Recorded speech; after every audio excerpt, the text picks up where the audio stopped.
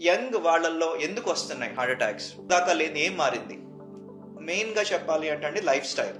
టైంకి తినటం, టైంకి పడుకోవటం, యాడిక్వేట్ రెస్ట్. మన బాడీలో ఉండే స్ట్రెస్ హార్మోన్ కార్టిజాల్ని రెస్ట్ చాలా ఇంపార్టెంట్గా ఇన్ఫ్లుయెన్స్ చేస్తుందండి. ఫుడ్ హ్యాబిట్స్, బాగా deep fried items, especially mutton, చికెన్లు ఎక్కువ తినటం. రెడ్ మీట్ అంటారు, బీఫ్, రెడ్ మీట్ ఎక్కువ తినటం.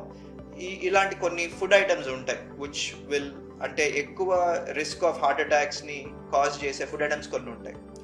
అది కాకుండా సిగరెట్ స్మోకింగ్ చాలా కామన్గా అందరిలో ఉండేది. సిగరెట్ స్మోకింగ్ మనకు తెలిసింది. డ్రగ్ అబ్యూస్, కొకేన్, హెరాయిన్ లాంటి drugs can cause heart attacks. Then family history, strong family history ఉన్న వాళ్ళకి ఇవన్నీ పైన చెప్పినవన్నీ కొంచెం చిన్న డోసుల్లో చేసినా వచ్చే ఛాన్సులు ఉంటాయి.